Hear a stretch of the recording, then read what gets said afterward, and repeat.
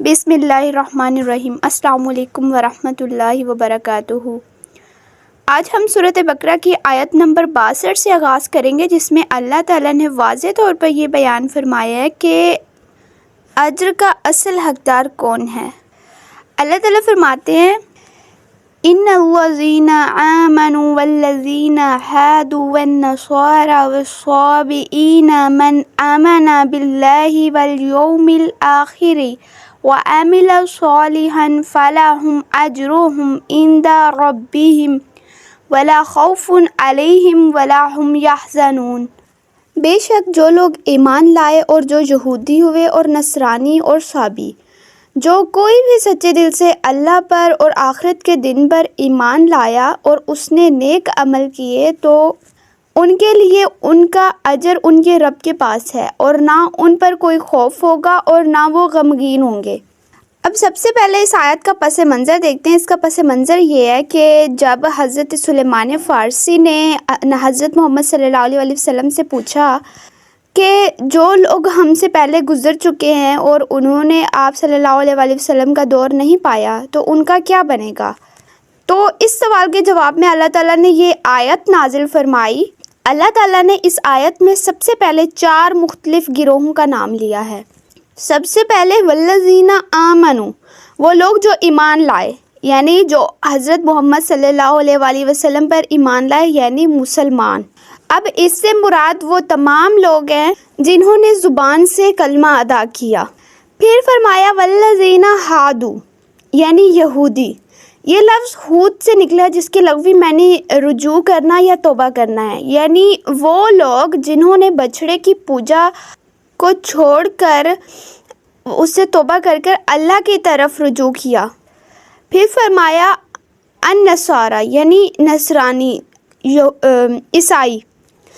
یہ نصارہ کی جمع ہے جو ناصرہ سے نکلا ہے، جس کا مطلب ہے مدد کرنا، یعنی وہ لوگ جنہوں نے حضرت عیسیٰ علیہ السلام کی اور دین کے کاموں میں مدد کی، یعنی عیسائی۔ پھر آیا چوتھا گروہ الصابین، یعنی یہ جو صابی لفظ ہے یہ صبا سے نکلا ہے، جس کا مطلب ہے اپنی مروجہ دین کو چھوڑ کر کسی نئے راستے پر نکل جانا۔ اس سے مراد وہ لوگ تھے جو اپنے وقت کے بگڑے ہوئے مذاہب کو چھوڑ کر اکیلے اللہ تعالیٰ کی تلاش میں نکلے اور اپنی عقل اور فطرت سے حق کو پہچانا۔ یعنی قرآن پاک کی خوبصورتی دیکھیں کہ اس میں اللہ تعالیٰ نے کون سے الفاظ استعمال کیا۔ اگر یہودیوں کا بات کی ہے تو ہادو کہا، اگر عیسائیوں کی بات کی ہے تو نصارہ کہا، اگر ایسے لوگ جو اپنے دین سے پھر گئے تو انہیں صابئین کہا، اور مسلمانوں کے لیے لفظ الذین آمنوا استعمال کیا۔ ان 4 گروہوں میں سے اللہ تعالیٰ نے فرمایا کوئی بھی ہو، اللہ کے ہاں کامیاب ہونے کے لیے یہ 3 شرطیں ہیں۔ کون سی؟ سب سے پہلے ہے اللہ پر ایمان، یعنی دل سے یہ ماننا کہ ہمارا ایک ہی خالق اور معبود ہے۔ دوسرے نمبر پر آخرت پر ایمان، اس بات کا پکا یقین رکھنا کہ مرنے کے بعد ایک دن حساب کتاب کے لیے ہمیں اللہ کے سامنے پیش ہونا ہے۔ تیسرا عمل صالح، یعنی اگر دیکھا جائے صالح کا مطلب ہے کسی بگڑی ہوئی چیز کو درست کرنا، اس میں توازن پیدا کرنا یا اسے فساد و خرابی سے پاک کرنا۔ لہٰذا عمل صالح کا مطلب ہوا ایسا عمل جو انسانی زندگی، معاشرے اور روح کے اندر سے خرابی کو دور کرے اور توازن پیدا کرے۔ اب جس کے اندر یہ 3 شرطیں موجود ہوں تو اللہ تعالیٰ نے فرمایا ان کے لیے ان کا اجر ہے ان کے رب کے پاس۔ اب رب وہ ذات کہ جس نے نہ صرف پیدا کیا بلکہ اس کی درجہ بدرجہ تربیت کی، اسے پروان چڑھایا، ایک ایسی ذات جس کی محبت کی انتہا ماؤں سے بھی بڑھ کر ہے۔ جب ایسی محبت کرنے والی ذات کے پاس ہمارا اجر ہوگا تو سوچے وہ کتنا خوبصورت اور عظیم اجر ہوگا۔ پھر اللہ تعالیٰ نے اور بھی اس کا نتیجہ بتایا کہ ان کے لیے نہ کوئی خوف ہوگا اور نہ وہ غمگین ہوں گے۔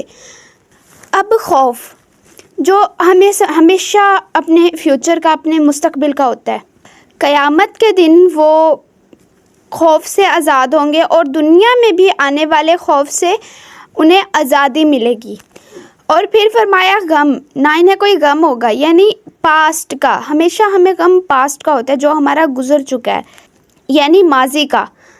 اب اگر قیامت کے دن دیکھا جائے تو قیامت کے دن انہیں نہ اپنے گزرے ہوئے نیک اعمال کے کھو جانے کا ڈر ہوگا اور نہ ہی دنیا میں اپنوں کے پیاروں کے چھوٹ جانے کا غم ہوگا، اور اسی طرح دنیا میں ماضی کی ناکامیوں اور مصیبتوں پر بے جا حسرت نہیں کریں گے۔ کیونکہ انہیں یہ چیز معلوم ہوتی ہے کہ اللہ تعالیٰ کی ہر تقدیر میں حکمت پوشیدہ ہوتی ہے۔ اب اگلی آیت نمبر 63 کی طرف بڑھتے ہیں۔ یہ آیت بنی اسرائیل سے کیے گئے ایک پختہ عہد اور ان پر کوہ طور کے معلق کیے جانے کے واقعے کو بیان کرتی ہے۔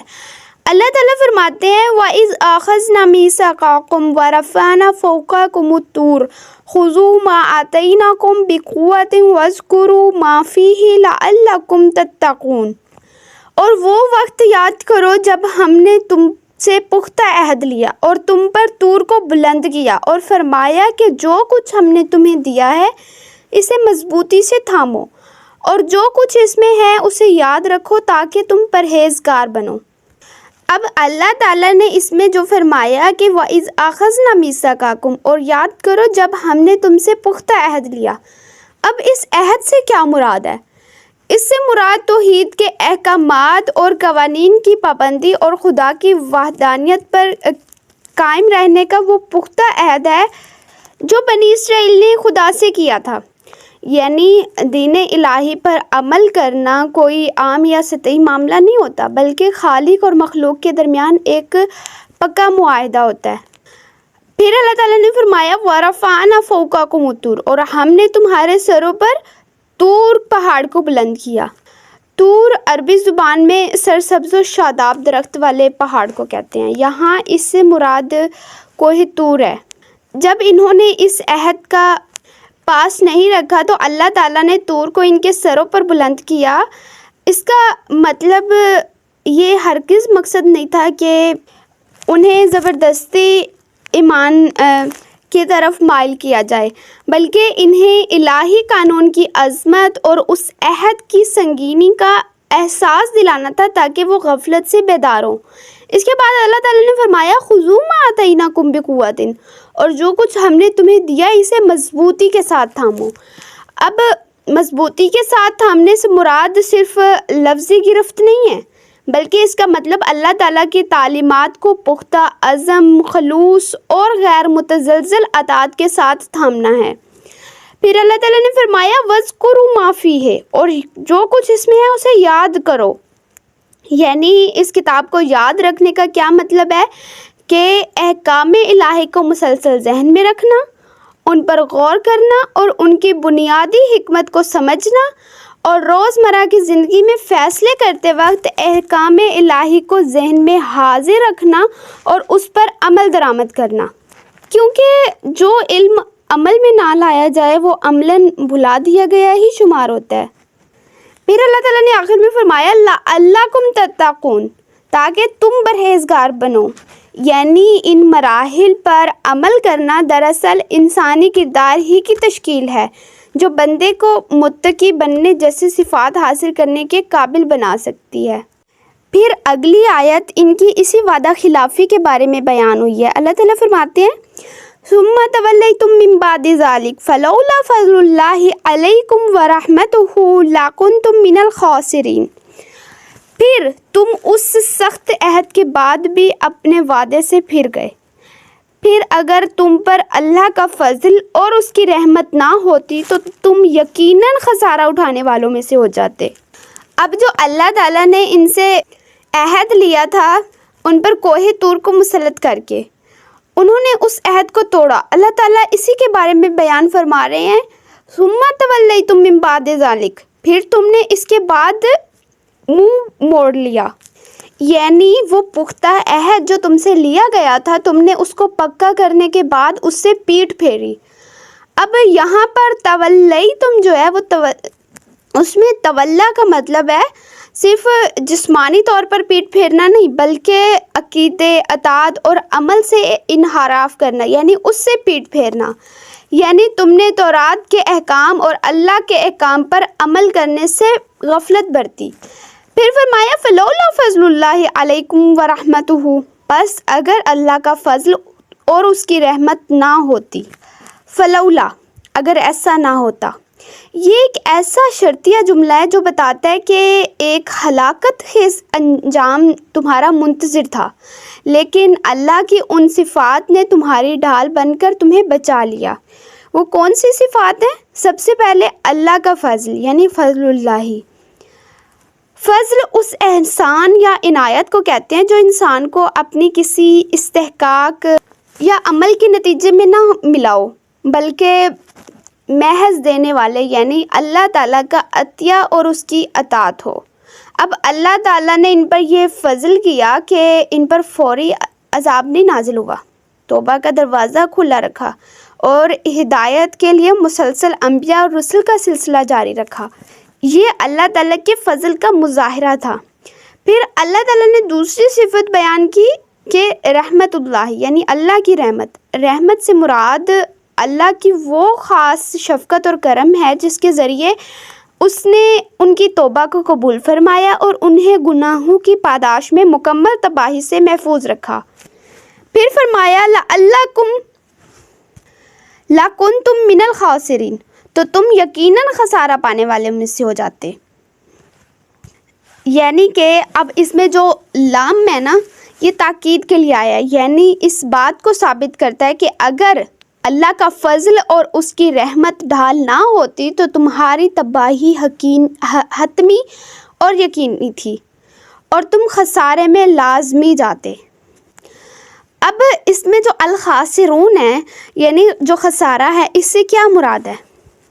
یہ کوئی معمولی نقصان نہیں ہے، بلکہ اپنا اصل سرمایہ جس میں ان کی روح کی سلامتی، ان کا ایمان اور دنیاوی اور اخروی کامیابی شامل ہے، وہ تمام پوری کی پوری گوا دیتے۔ یہ آیت انسان کے رویے، اللہ کے معاف کرنے کے طریقہ کار کے درمیان توازن کو ظاہر کرتی ہے۔ یعنی انسان معجزات دیکھ کر بھی غفلت اور عہد شکنی کا شکار ہو سکتا ہے۔ انسان کو ملنے والی ہر مہلت، توبہ کا موقع اور عذاب سے بچاؤ صرف اور صرف اللہ کے فضل اور اس کی رحمت کا ہی نتیجہ ہوتے ہیں، انسان کے اپنے کسی استحقاق کا نہیں۔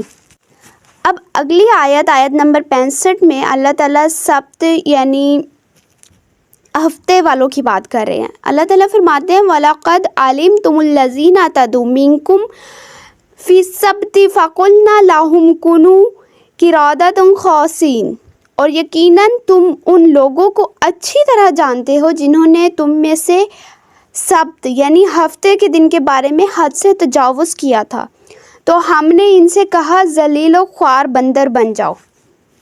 اب اس واقعے کا پس منظر یہ ہے کہ اللہ تعالیٰ نے بنی اسرائیل کو حکم دیا تھا کہ وہ ہفتے کے دن کو صرف عبادت اور آرام کے لیے خاص کریں گے اور اس روز کوئی دنیاوی کام بالخصوص مچھلی کا شکار نہیں کریں گے۔ اللہ تعالیٰ نے ان کی آزمائش کے لیے یہ انتظام کیا کہ ہفتے کے دن مچھلیوں کے غول پانی کی سطح پر آ جاتے تھے، جبکہ باقی دنوں میں اتنی کثرت سے مچھلیاں نہیں نظر آتی تھی۔ اب سوال پیدا ہوتا ہے کہ یہ تو بہت ہی زیادہ سخت حکم تھا کہ مطلب جو ان کی ضرورت ہے اس کو اللہ تعالیٰ نے ہفتے میں ایک دن کے لیے اس ضرورت کا استعمال نہ کرنے سے منع کیا ہے۔ تو اس کی مثال اگر آج کے مسلمانوں سے لی جائے تو یہ بالکل اسی طرح ہے جیسے رمضان کے روزے، یعنی ایک چیز جو انسان کی ضرورت اور عام دنوں میں حلال ہے، لیکن اللہ تعالیٰ کی خاطر ہمارے لیے آزمائش بن جاتی ہے کہ جب روزہ رکھ لیا تو اس کے بعد نہ کچھ کھانا ہے اور نہ ہی پینا ہے، اگر ایسا کیا تو ہم پہ حرام ہے۔ اب یہ سب کچھ کیوں ہے؟ ہماری آزمائش کے لیے، اور اس میں آزمائش کے اوپر اور آزمائش یہ آ جاتی ہے کہ گرمی کی شدت زیادہ ہوتی ہے یا ہمارے سامنے قسم قسم کے اچھے اچھے کھانے پڑے ہوتے ہیں، لیکن جس چیز کو ہمیں کھانے سے پینے سے منع کیا گیا ہے تو یہ ہماری آزمائش ہی ہے کہ ہم نے ان سے رکے رہنا ہے۔ اب ان لوگوں نے اللہ تعالیٰ کے حکم کی کھلم کھلا مخالفت کرنے کی بجائے ایک شرعی حیلہ نکالا، وہ یہ کہ وہ جمعے کے دن جال بچھا دیتے تھے، اور چونکہ ہفتے کے دن مچھلیاں زیادہ تعداد میں سطح پر آتی تھی تو وہ ان جال میں پھنس جاتی تھی۔ پھر وہ اتوار کے دن ان مچھلیوں کو نکال لیتے تھے اور یہ بہانہ کرتے تھے کہ ہم ہفتے کے دن مچھلیاں نہیں پکڑتے، ہم تو اتوار کے دن پکڑتے ہیں۔ یعنی انہوں نے ظاہری ہیلے سے اللہ تعالیٰ کے حکم کی اصل روح کو توڑا، جس پر اللہ تعالیٰ ان کے ساتھ بہت زیادہ غضبناک ہوئے۔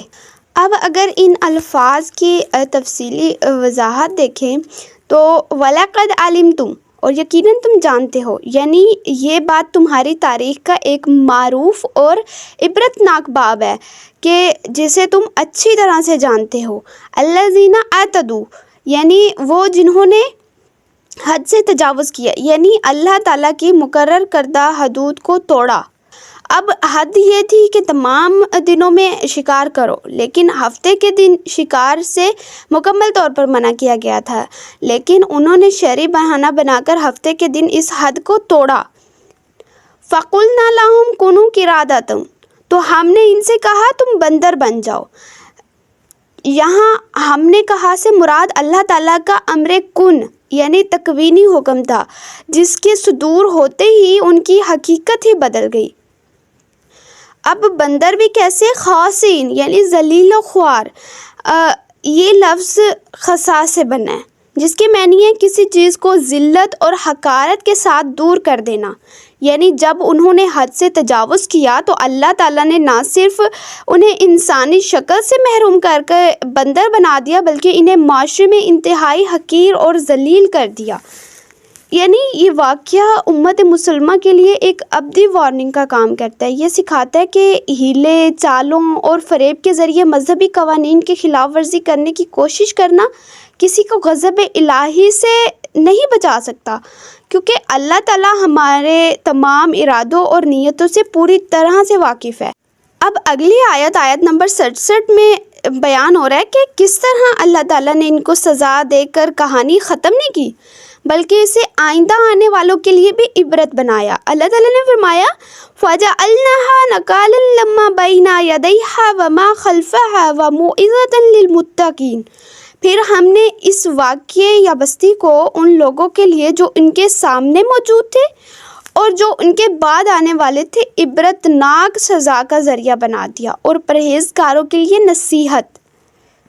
اب جو یہاں پر اللہ تعالیٰ نے نکالا کا لفظ استعمال کیا ہے، اس کا مطلب ہے عبرتناک سزا، یعنی یہ ایک ایسی سخت اور سچی سزا کے لیے استعمال ہوتا ہے جسے دیکھ کر دوسرے لوگ ڈر جائیں اور نافرمانی یا گناہ سے باز رہیں۔